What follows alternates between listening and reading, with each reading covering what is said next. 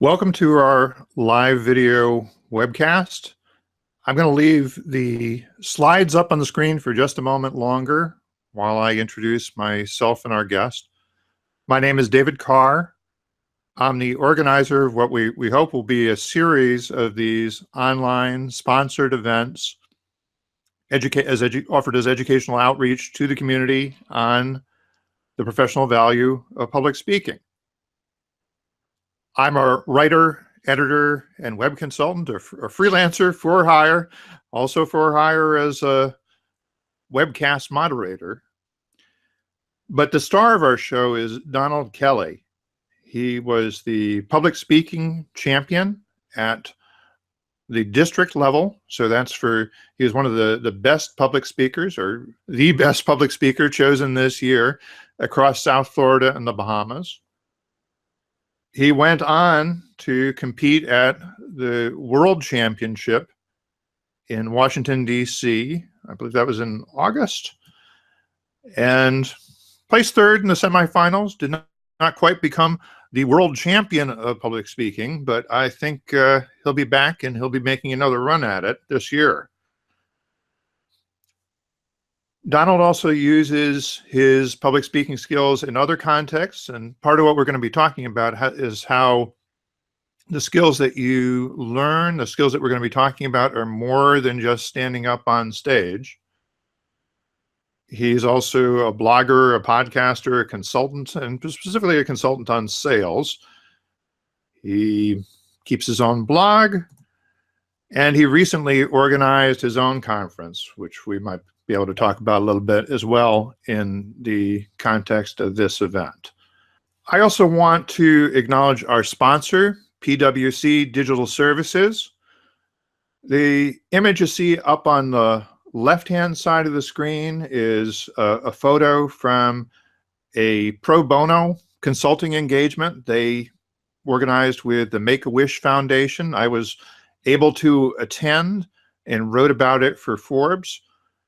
Their exercise there was to help the Make-A-Wish Foundation reimagine their whole business model, their whole fundraising model for the new digital era, where people are often giving through things like GoFundMe or Kickstarter, as opposed to going through traditional charities. So they need to revise their appeal.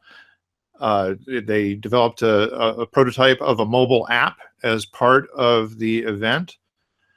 And what I saw there actually was a whole lot of public speaking. There were consultants who were coming to present the findings of their research. And then, of course, they needed to turn it around too and get the people attending from the Make-A-Wish Foundation to think and contribute. So it was a facilitation exercise beyond just public speaking. I'm very proud to have their support for this event. We encourage you to join the conversation as we go along. If you're logged into Gmail or any Google service, you should see a little chat box below the video window on the event page. Or if you're viewing this on YouTube, if you're viewing the live session on YouTube, you should see the chat box also on that screen. So I'll be watching for questions that can come in. If you're a Twitter person, you can also tweet to District 47TM. With that, I want to get away from screen sharing and introduce you to Donald Kelly. And if you haven't yet seen the speech that he gave earlier this year, it's also featured on our page for this event. So I encourage you to go back and watch it later.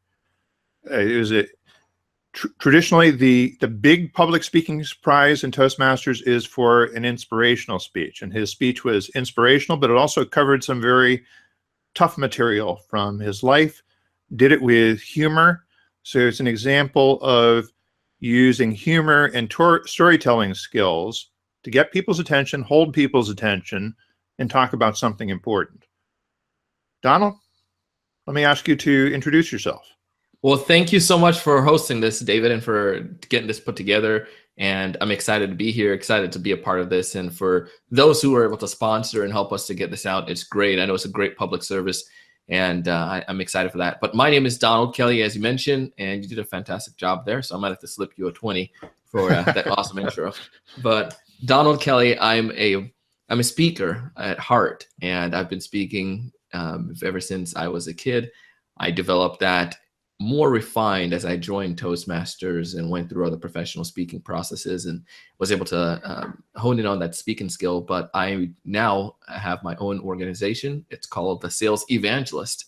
And just like it sounds, I evangelize about selling. So I teach and educate individuals and companies, small mid-sized companies, how to help their sales team to perform better and talk about public speaking. It's so important to use that. And I'm grateful Toastmasters helped me with that. So between my motivational speaking side and my sales training and coaching, I stay pretty active speaking. So it's pretty cool. All right. Well, one thing we talked about is we don't want to make this too much of a commercial for Toastmasters. Obviously, we think it's a very valuable resource and a way for people to get tons of practice. I think that's one of the main things, is that these are skills that only get learned through experience. But I would encourage you to talk along the way about other things you have also done to develop yourself outside the bounds of Toastmasters. Oh, for sure, for sure. I mean, I've done quite a few things, and I've done ever since I was a kid. I started off doing speaking, just playing around with speaking. Then, as I went into high school, I got involved in debate, in the speech and debate program, which was definitely a big help as well. And in the professional world, I get a chance to do even more of that with my, like opportunities to go out into communities, do free speaking opportunities, and to do podcasting and things of that nature, join clubs and different groups that facilitate public speaking. Because public speaking is needed everywhere, and it doesn't matter what you're doing in your life. It's important to be able to have the ability to speak to a group of people. Now, where did you grow up? Are you a Florida guy? I was actually, well, quasi. I was born in Jamaica, moved to Florida when I was 9. So we can chat like a Jamaican sometime in a month. But I grew up in Jamaica until I was 9 and moved to the States, and primarily grew up here in Florida from 9 on up. Went off to school out west and then came back home to Florida for an opportunity and been here since, and it's been great. Okay. Well, I think we when we were planning this, we discussed that you should probably tell a little bit of your story, your life story. Now, you tell kind of an intense version of it in your contest speech, Yeah. but tell us. I don't expect you to give the whole speech here, but maybe give a little bit of a sample and talk about how that fits into the context of how you learn to do what you do, or were motivated to do what you do. There's things. There's one of the things I've come to realize as a speaker is that everyone has a message. Everyone has something that they can share. And a lot of times we have messages hidden inside of us, and we don't know we can express those messages, right? Because we might think, well, it's not eloquent enough, or it is not sexy like this person's story, how they, won $1 million and lived, overcame poverty. It's like, it doesn't have to be. Everyone has something inside of them that can be said to others and resonate. And one of the speech that I gave recently, and it's something that was a personal part of my life. My family, we moved to Florida when I was 9, and at one point, my mom went through a relationship that was a little bit challenging. It was abuse, physical abuse, a little bit there, and I had to come to a point at some point in my life to get over that, to forgive the person. Luckily, my mom got out of that situation, and it was horrible how it all went down. And in a speech, I speak about how it was, seeing her, she was on the floor and laying in her blood. She was, my stepfather at that time had just went into a violent rage and stomped her head. And seeing her lay on the floor, I thought for sure, in my mind, that she must have died, but it wasn't. Luckily, it didn't happen. But the whole speech is about how I was able to find it inside of me to forgive him. And it took me 15 years to get to that point. And, you know, luckily, again, my mom recovered and he went on and did his life and served his time. And we went on with our life and we grew from that. It even led to one of the speeches I gave before where we were homeless, where we actually lost our home because we didn't have the income, where my mom was recovering as well. So we didn't have the opportunity to have the home that we had before. So we got evicted from our apartment, and my mom lived with some relatives and I lived with another relative, and they had a little laundry room area where I stayed. And all of this all together, just kind of, it helped me to realize again that everyone has a story, and you can use that story for the benefit of mankind. You can use those stories to help other people to improve and to become better individuals, and help society as a whole. The interesting thing about all of this too is then I started to develop this as a career. Like I said, I went into high school and I joined debate, and then I started to speak because I love to speak. I love the opportunity of being in front of that audience. What were early speaking opportunities for you? Early speaking opportunity, debate tournaments were some of the earliest ones that I remember. Or there's a thing in debate called interpretations, or they have a humorous interpretation and a dramatic interpretation. And in that, you take an author's speech or a writing or some sort, and you interpret it, almost like Toastmasters, but you have 10 minutes. And you want to depict what the author is saying, but you're not necessarily, it's kind of like acting, but you're not acting. And it was really cool. So those are some of my early parts, because that took me to, you know, throughout the country. I went to North Carolina, I went to New York, I went to different parts of Florida where I was performing and speaking in front of large groups. And that was a big, I guess, starting block with me choosing a career path where I did a lot of speaking. But, you know, everyone, time back to the beginning, everyone has a personal story. Everyone has that message that they can use to resonate. And I was able to find mine. And I still have other stories. The stuff happened throughout the day that, you know, turns into speeches, because there's a lesson that we can learn from that. And I don't know, it's just, that's some of my early starts with speaking and tying to my personal life. Well, one of the things we're hoping with this presentation that it will be seen by more than just Toastmasters. I think most of my audience tuning in are people who I connected with through the Toastmasters program. I certainly encourage them to share it with their friends. But I think one of the reasons Toastmasters doesn't appeal to everybody is they don't see themselves as people who are going to be standing up on stage and giving a formal speech. They think that's for folks who are running for office, or serving as a CEO of a company. Maybe they have to give speeches, but I'm just an ordinary person, so why would these skills be relevant to me? You know, sorry to cut you off there. Finish up. No, it's okay. I just wanted to ask you, you know, why is this bigger than just giving speeches, so to speak? The thing about it, we give speeches all the time and we don't realize it, right? You can look more professional giving a speech. And we'll give you some example of these speeches that we give. When you're selling yourself in for a job interview, all of us have to do that at least one point in our career. And the way society is right now, you're probably doing it at least 5 to 11 times throughout your lifetime. So you're switching jobs. The other interesting thing is that within jobs, within companies, we have to give presentations. You don't necessarily have to get up there and give a formal speech and convince Congress on something, but you have to express yourself.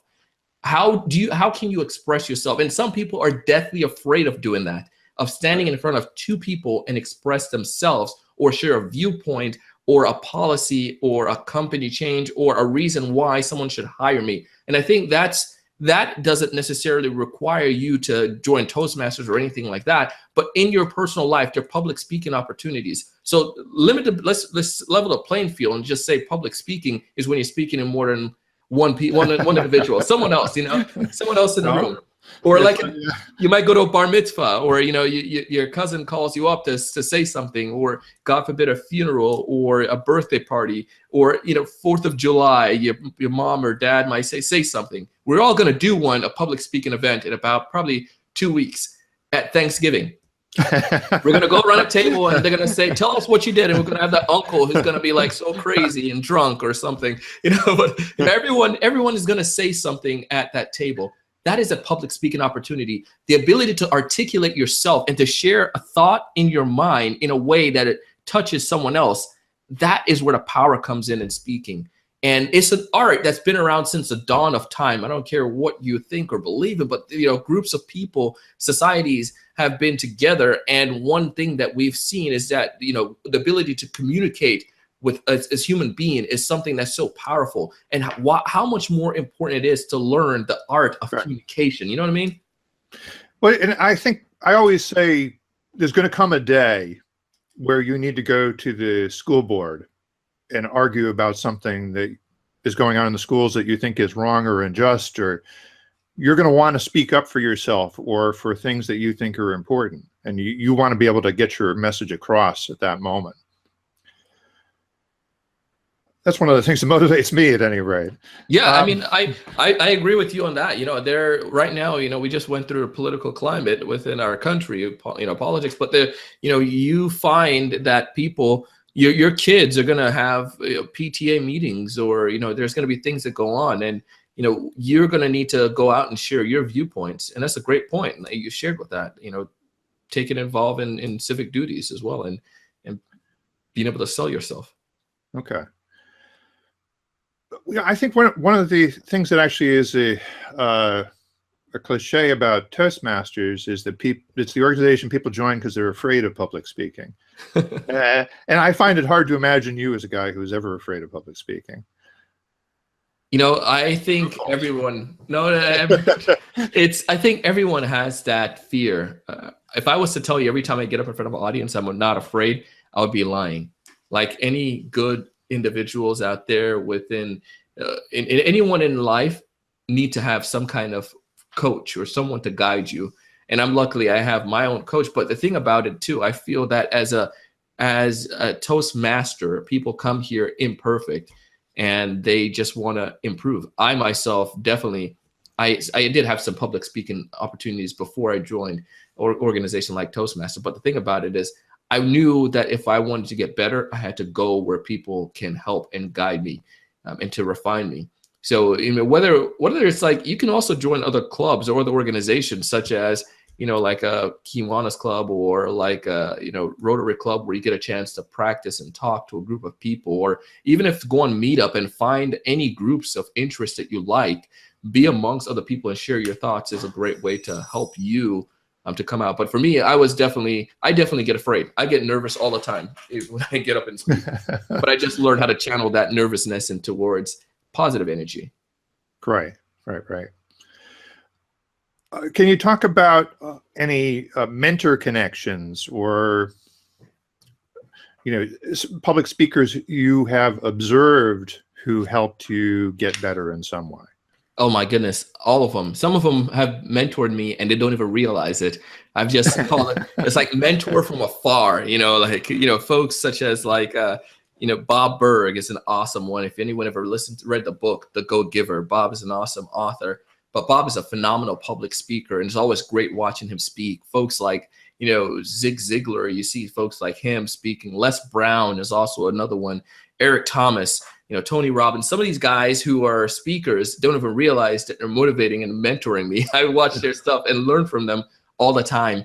And Ryan Avery is also another top one that I look at. The cool thing about this is, again, and I have local friends as well, like Linda Yates and, Jim Francisco, people like that who are in my, circle of friends who are phenomenal speakers. And I've been able to watch them and learn from them. And that's what I've come to realize. When you want to improve on anything, you get around people who are better than you.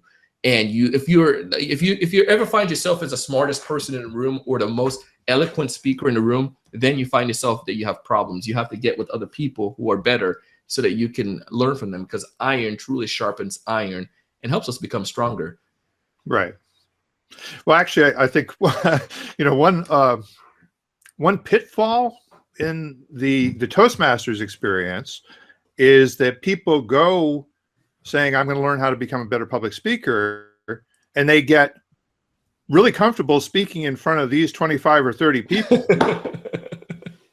and they're great in that context, but they might completely fall apart if they tried to do it in front of the school board or some other setting.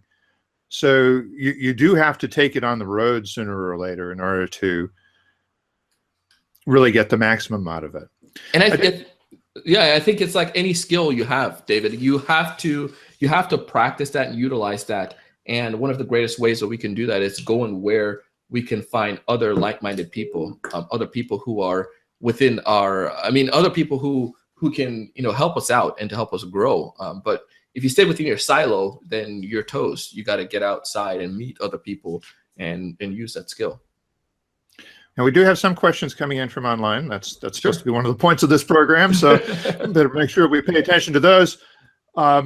Cindy asks, Donald, is your coach a member of Toastmasters too? I think you mentioned one coach in particular. Yeah. A bunch of other people. Yeah. So my coach actually is a part of Toastmasters. Linda Yates is my coach, and she is a part of Toastmasters, and she's done it for a while. Phenomenal public speaker. And it's been able to teach me a lot and help me in many different areas. And I think anyone who wants to improve, your coach doesn't have to be part of that. Your coach could be like someone who's in your community that's just a good speaker. Find someone that can help you. And I think the key with any coach, David, is someone who well enough that it doesn't even have to know them that well, but someone who can give you criticism, constructive criticism, and that you can take it and learn from it. And sometimes you find people who are just like, yes, ma'am, yes, sir. Like, oh, yes, yes, you did such a great job. Like, no, tell me what I did wrong. Help me, guide me. Tell me where I'm going. Yeah.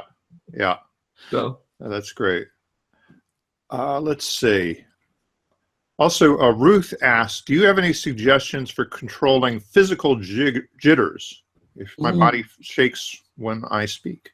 Yeah, that's a good one. I actually had conversations. There's a gentleman today that came today on this Wednesday, and that's when I have my Toastmaster club. So I went there today, and one of the gentlemen was a guest, and he is not a regular attendee, but he got up there to give an impromptu speaking opportunity, and he was very nervous, and it was very jittery as well. And one of the things that one of the individuals shared with him was just the same idea that I mentioned, to channel that energy, because we all have that same energy, right? It's right. Either going to help us do something nervous, react in a nervous way, or react in a positive way. The key is to take that and to channel it into a positive way. So before I do any speech, again, go back to what my coach teaches me, and I'm going to stand up to do this.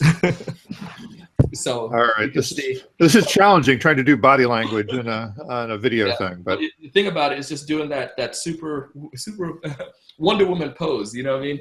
Or sometimes I will, just kind of really take myself just see myself as this powerful individual that I'm going out there to give this powerful, dynamic message and learn to channel my energy in that way. And the other part too is practice.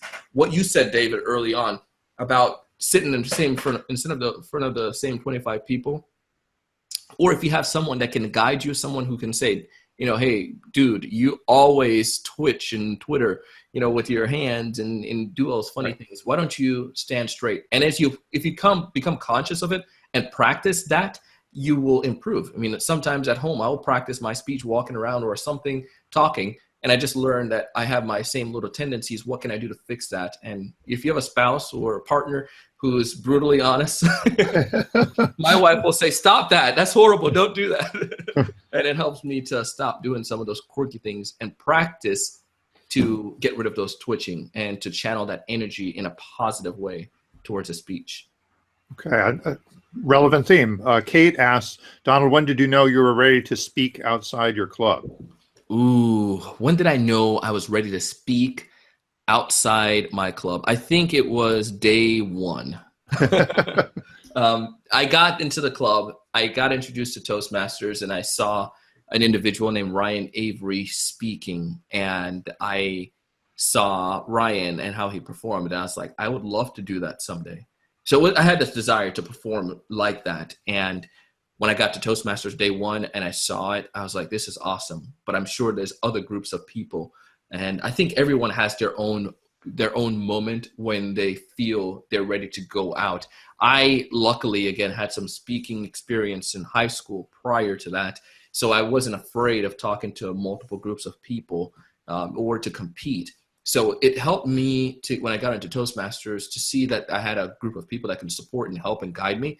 And I said, I wanted to find other people as well. But I feel everyone, I've seen and worked with a lot of other speakers, and everyone have their own time and own way. But it's when you get over your own insecurities of, thinking that you are going to look bad, that's when I feel it's a good time. And when you feel like you can't do it, maybe you need to push yourself and just try, go into another club or another organization and practice it. And on a scale of 0 to death, 0 being nothing, death meaning death, what's the worst that's going to happen if you speak? And sometimes I find that, nothing bad happens. The world doesn't end. If I go and I perform horribly in public speaking, I just gain some more ideas and help. And it pushes me again to try and go to another group or another organization, another civic group to practice as well. Now, actually, maybe we should ask the opposite question, because you already had public speaking experience. Sure. from another context, from an educational context. I think you're already out in roles where you were selling, presenting, so you're doing it anyway. Mm-hmm. When did you decide you needed Toastmasters, or what led you to Toastmasters? Was it something you knew all along you wanted to do, or was there a person who tapped you on the shoulder and said, "This is something that you should explore"? When you find when someone tells you something, you listen. When two people tell you something, you definitely need to act at that point. You know what I mean? So right. I had a friend named Jared Easley, a coworker of mine. He was like, "Donald, you are a great speaker. You should check out Toastmasters." I'm like, "Good job. That sounds cool and all." And then Linda Yates said, "Donald, you need to check out public speaking." And this, I'm not talking about stuff that happened between, like years apart. I'm talking about stuff that happened between like months apart, right? It was like, a month here, and then a couple months later, somebody else saying this. I'm like, okay, I got to check this thing out. And when I first came and learned about it, I was like, okay, this looks different. I'm not going to lie. Toastmasters was different because I'm like, it's so structured and so organized. I'm like, this is not me. But then I realized after that one meeting, like, as far as like the professional speakers and seeing folks like Ryan Avery, I was like, I can do that. And I realized that structure was important towards the effective growth of the individual as a speaker. And I got hooked. So first table topic, got hooked on it. And table topic, for those who don't know, it's an impromptu speaking opportunity. And you have about 2 to 3 minutes, David, 2 to 3 minutes to give a speech, and off the cuff, or 1 to 2 minutes, something like that. So it was fun. Okay. Is one of those words you're not supposed to say in Toastmasters, by the way. But it's really hard. Don't worry, I've said it several times too. So. It's what we call those crutch words. Sometimes we just fall back on. Some people say like "so" or and. So now your profession is very much related to sales. Can you talk about the relationship between selling and speaking? Are they the same thing, or how are they related? There are a lot of similarities between them, because as a seller, so my profession the thing that made me money before I started speaking for money was, I did software sales, and I did different types of selling ever since I was, in middle school and high school as well. I had to make money on the side, and you have to work, right? In college, I did that as well. And I eventually came into the professional world where I did software sales, worked for a company in Boca. And one of the things I realized, David, is that you have to go back to that same concept. I have to present a unique idea, something new. Sometimes I go back to school boards, right? I sold to city, county governments as well. So when I would sell, sometimes you have to go to do a presentation before a board, literally, of people, and present your idea of why this school board need to spend X of thousands of dollars on this software, and what is the solution going to help them. Talk about public speaking. Or even sometimes you have an audience of 1 or 2 people, and you're fearful of their rejection. Sometimes you're trying to get them interested in that idea. Public speaking tied very, very closely with that career of sales, and helping me to overcome my fear of rejection, or just helping me to overcome my fear of failure, and also helping me to articulate and being able to practice speaking, before I even went in to meet with a client, was also key, because I wanted a point that I was sharing, the value, to come across effectively. Okay. Let's see. Let me take a couple of other questions from the peanut gallery. That's not very respectful. Don't say that, David. Edward asks, how do you pick your mentors? Ooh, good one. How do you pick your mentors? I think sometimes there's a couple ways. Your mentors could pick you. I mean, what I mean by that, you find sometimes that you are working with someone can see something in you. Not to steal from one of the speeches that Toastmasters had, but one of the world champion of public speaking spoke about how people saw something in him. And I think sometimes our mentors, they're people who see something in us and they tell us to do more than what we think we are capable of doing. Those people are great mentors or great coaches. So that's one way. Sometimes they find you. The two, what I would share is look for someone who does that art well. Someone who's better than you, who does that art well and can guide you. Because there's two types. People can do that job well, but may be horrible at teaching others how to do it. And there may be people who are just great at doing it and also have an excellent skill set of articulating to you or to me how we can improve on that. And I was lucky to have a quasi with that as well. My mentor found me and saw something that pushed and encouraged me, Linda. And then two, I saw that she was also a great speaker and I learned from her and I selected her to be my mentor, coupled with her also kind of selecting me. I could have chosen other people, but I just felt that she was the right person for my personality and her skill set and her belief in what I wanted to do and capable of doing. Okay. I have another question here. This is from somebody with the Firebirds Collective, which is one of the online Toastmasters clubs, which is a thing now, asking, how do you advise evaluators to avoid the whitewash feedback, which I guess is cleaning it up, maybe so making it a little too nice.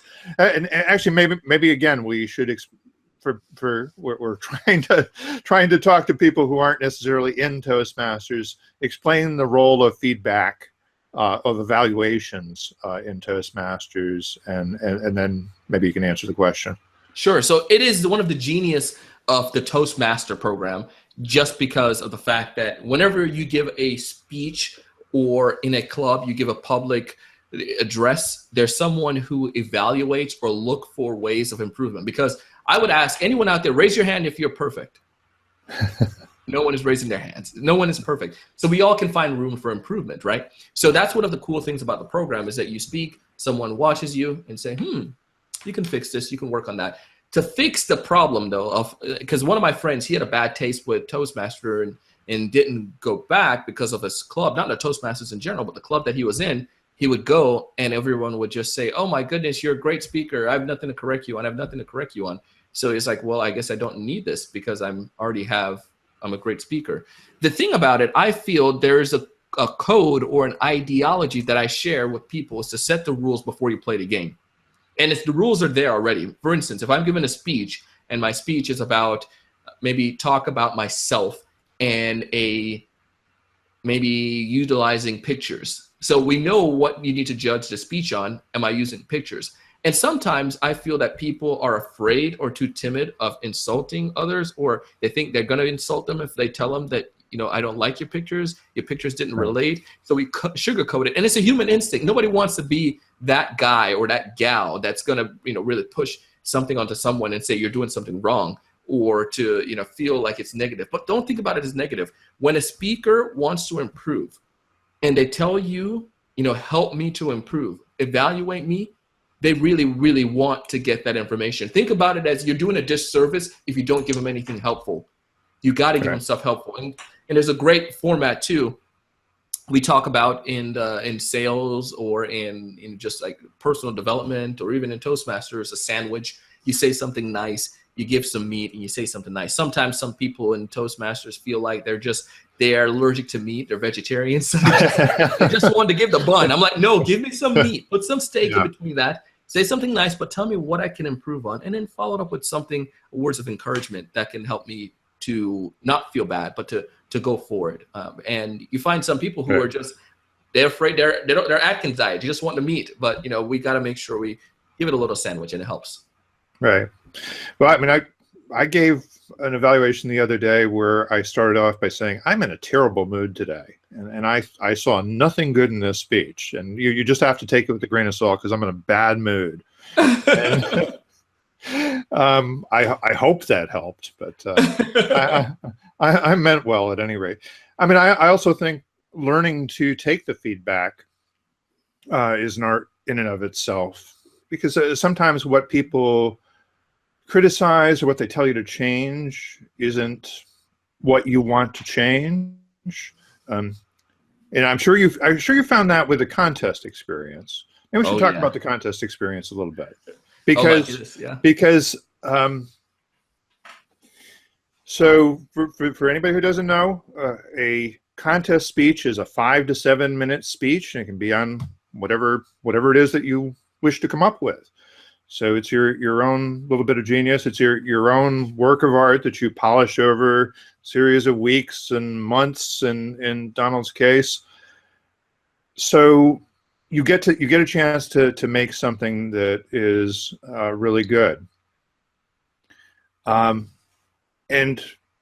talk about that experience and how you go about it, or how you went about it, just this spring and summer. And I'd love to hear a little bit too about competing on an international stage with people who are at that level where they've won at their club, they've won at their area, division, district, and now they're competing with people from all around the world. This is some great stuff. I actually just put a little note down here because I want to hit up on all of this. Is it okay if I just take a minute, answer the first part about the evaluation, sure, and then go further? Okay, I'm sorry. No, you're good. One of the things that you see, how can you take the evaluation and process it if it's going to be sometimes this may not be what you want, right? So, and that's true. Sometimes it may not be what you want, but may be the thing that you need to do.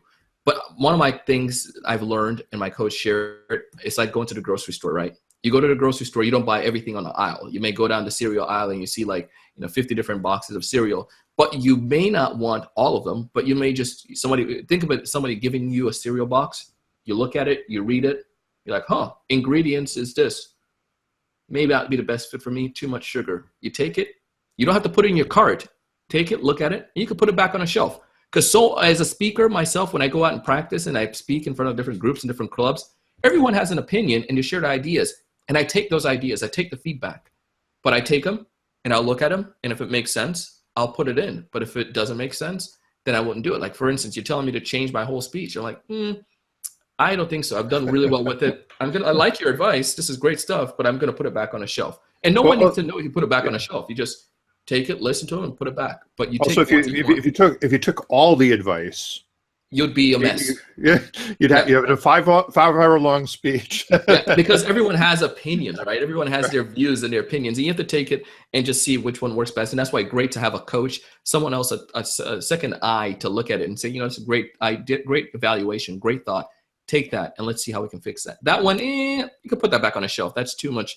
That's not healthy for you. You know what I mean? So that's what I would say about the evaluation side. You don't have to check everything out at the store. Take it and put it back on the shelf.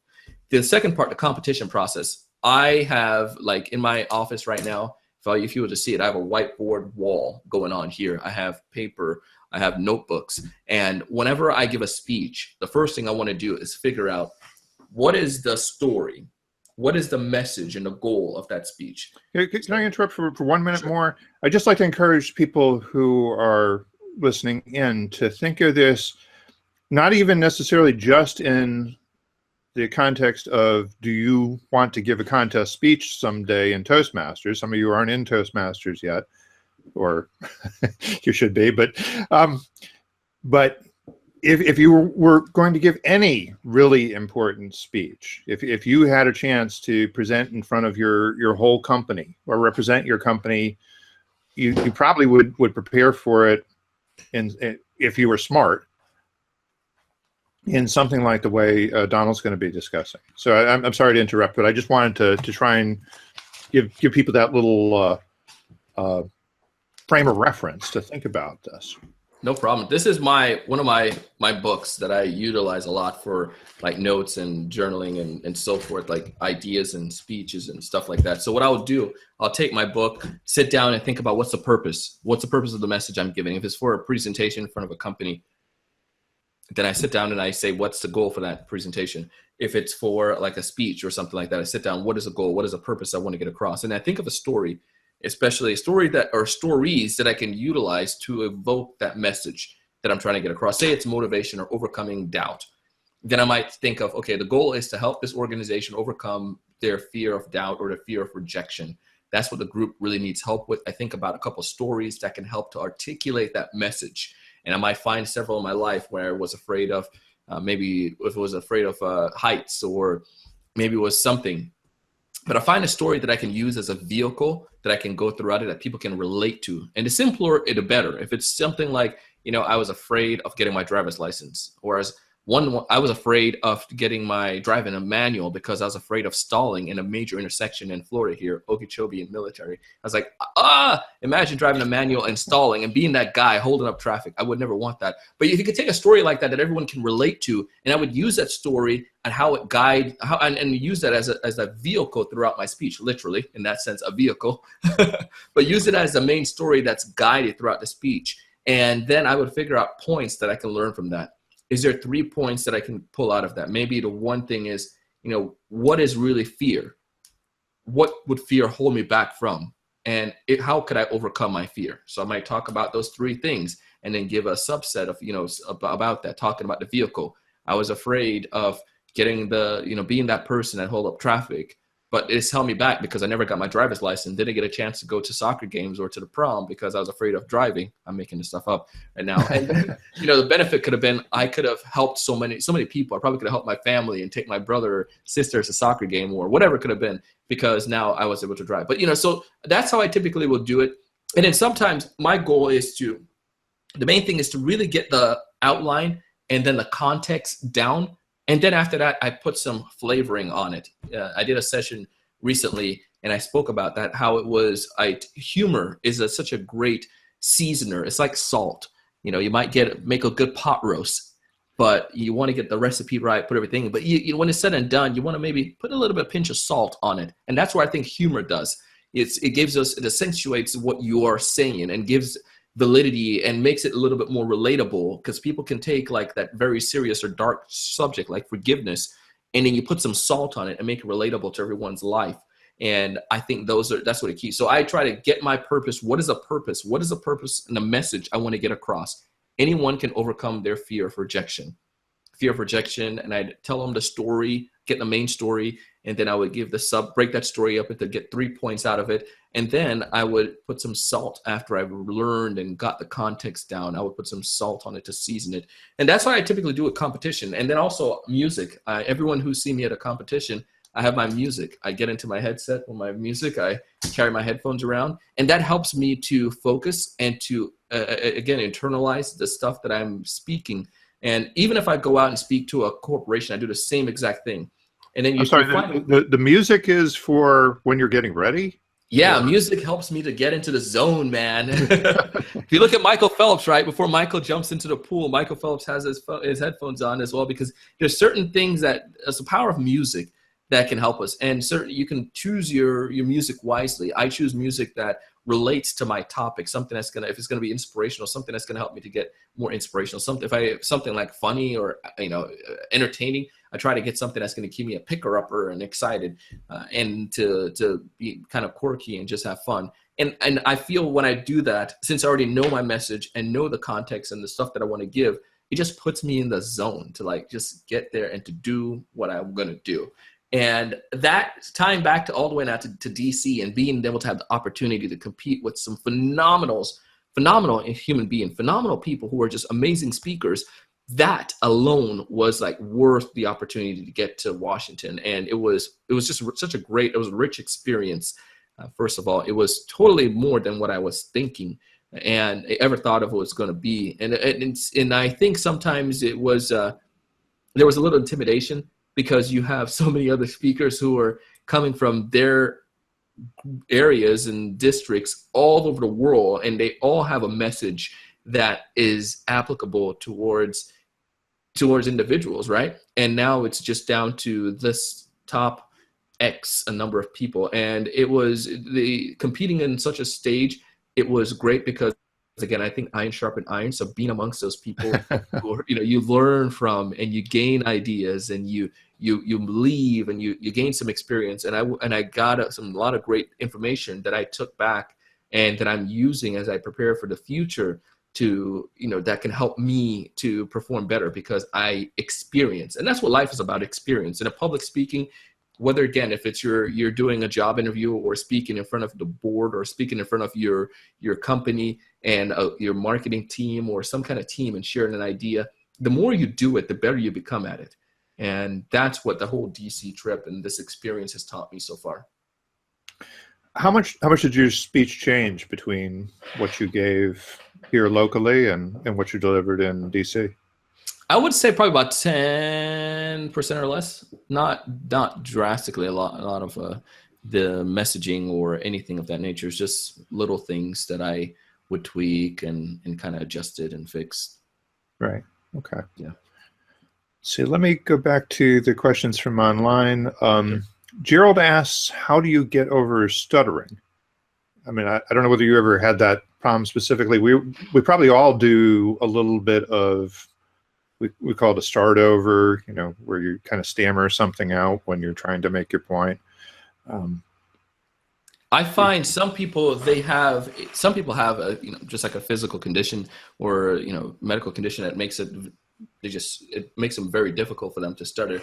I mean, they stutter. It's just something that happens. And I feel that some folks, we do it, like most of us, probably 99% of us, we do it on a day-to-day basis. And a lot of times it comes because of, I feel, maybe a confidence or maybe not knowing confidence in what we're speaking about for some of us. And I felt that I've done that where I've stuttered the most is when usually I'm thinking over something or if I don't know the context. So the best way I've seen to overcome stuttering, especially in presenting in front of a group or a company, is to know the material, confidence in what you have to deliver. If you're going to ask me to speak about the nuclear physics, some subject like that, or something on nuclear physics, or NASA's latest way of creating rocket ships and unmanned rovers, I'll be like, I'm clueless. I'll make stuff up and I'll stutter throughout the whole thing.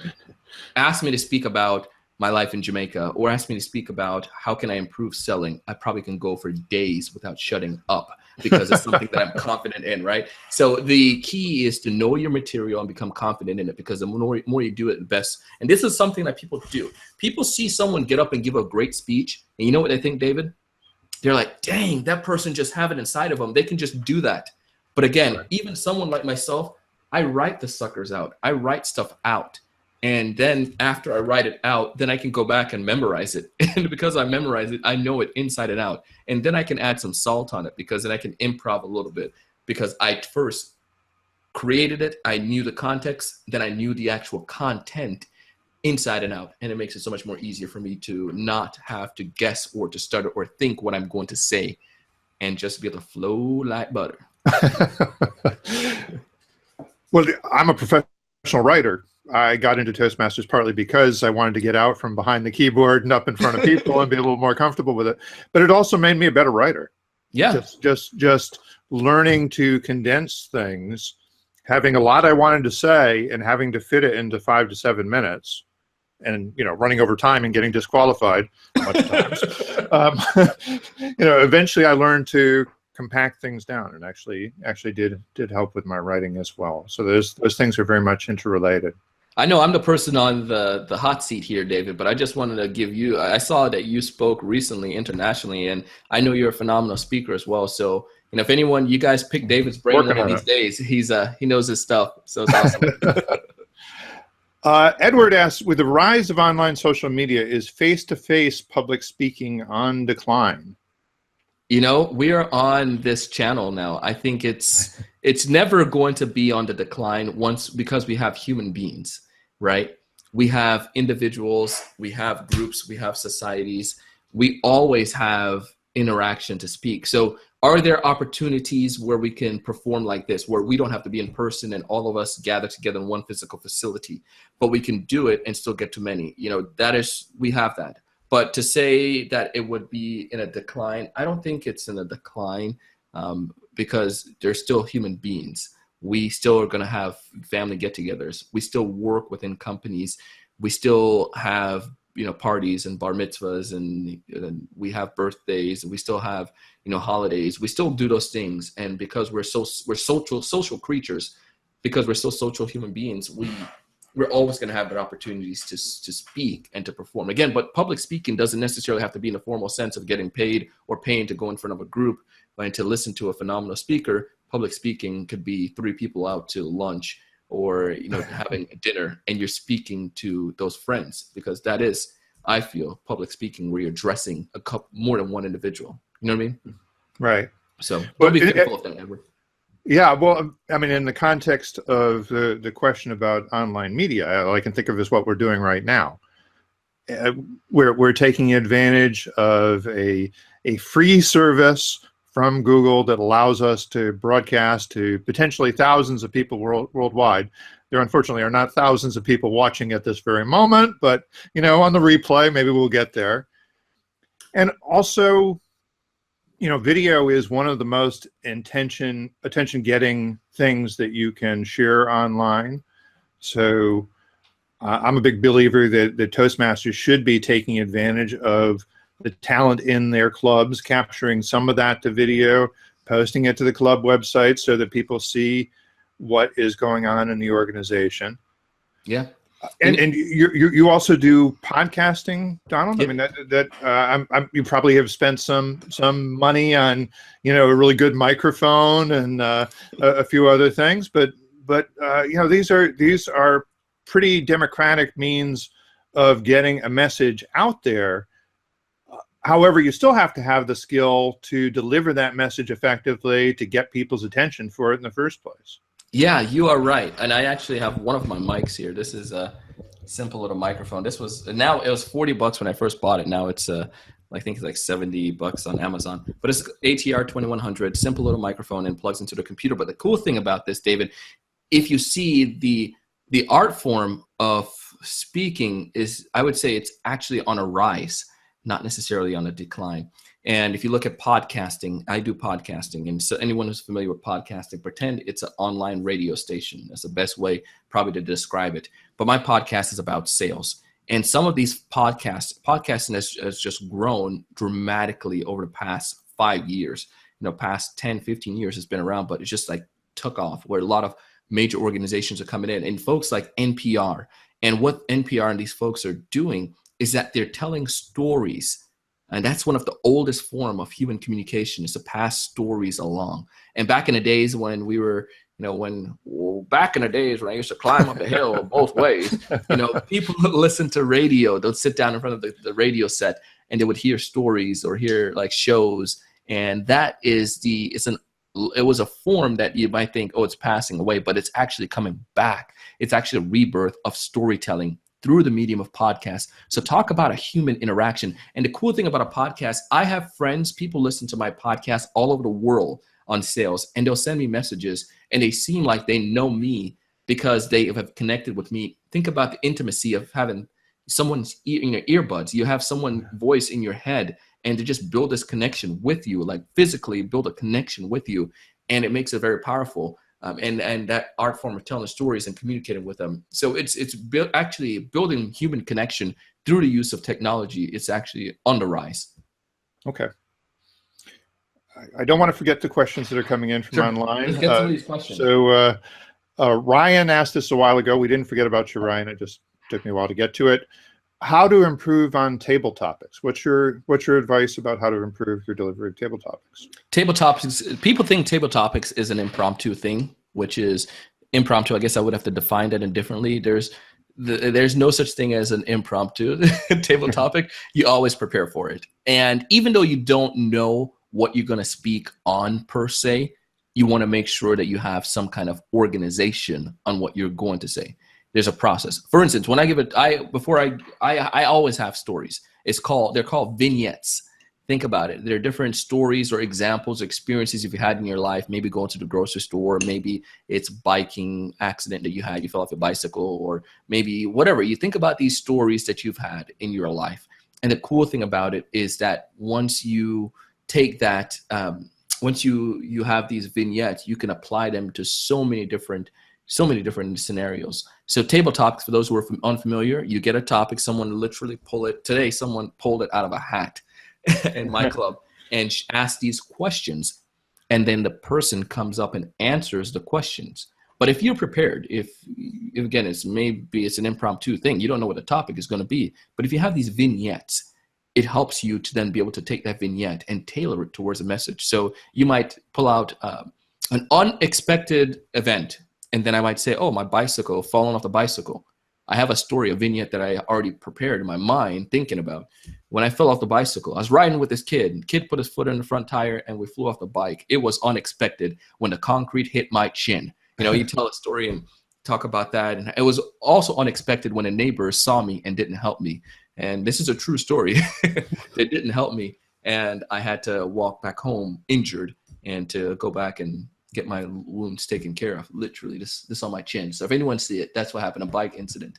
But so that's how I feel. So that's how your best way to prepare for tabletop topics is to literally prepare for table topics. Come with vignettes, 3 to 5 of them that you can have that you can tailor towards any type of messages. And one of the things you want to do is state the point, the reason that you're, what's the topic, what's the impromptu message that they're telling you or asking you, and then at the end you want to make sure you tie it back to that. So if it's unexpected event, I want to tie back to that unexpected event.